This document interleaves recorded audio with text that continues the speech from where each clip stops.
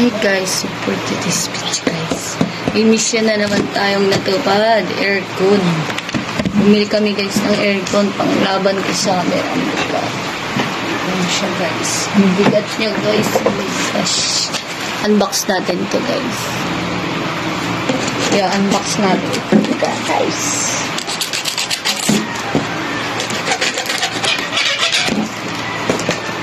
Samahan niyo akong mag-unbox ng aming aircon.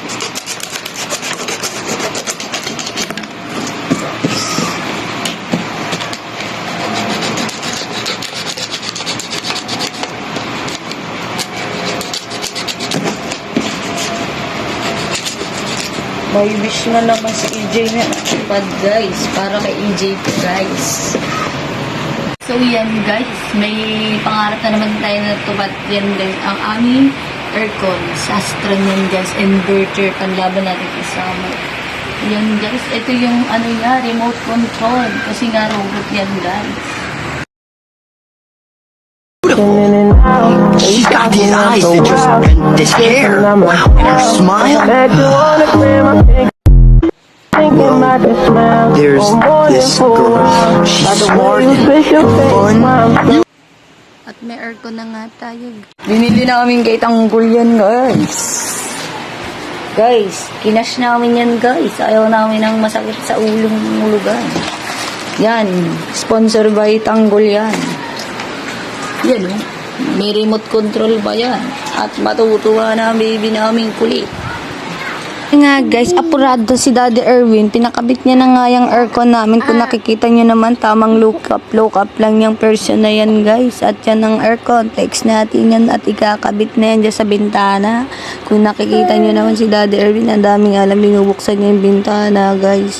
At yan, kung nakikita nyo, flex natin ang mga gedli at yung mga tools ng manggagawa.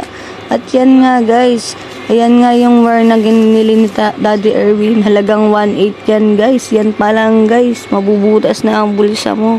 Inabot nga pala yung pagpapakabit namin na aircon ng 4K guys. Kasi nga binayaran pa namin yung labor plus pinakain pa namin siya ng McDo.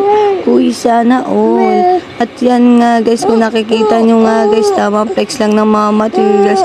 At grabe nga guys, sa pagpapakabit pa lang na aircon, mabubutas na yung bulsa mo. Akala ni Daddy Erwin 1K lang yung gagastusin na.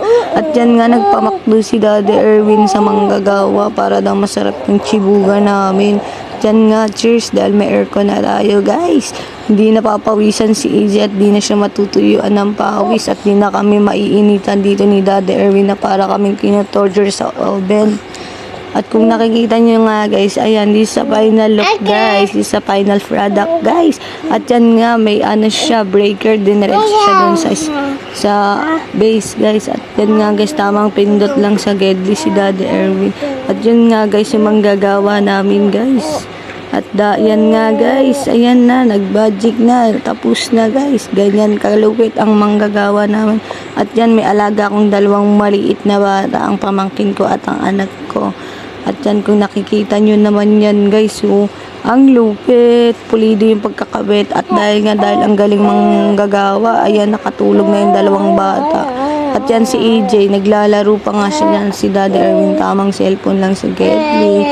Uy, ayan si AJ, makulit. Habang nag-aircon lang, sarap buhay. At yan nga, kikiam habang nag-aircon. At yan nga guys, FT na naman, chibugan kami ni Daddy Erwin na chowpan yan guys. At dito na nagtatapos ang aking vlog.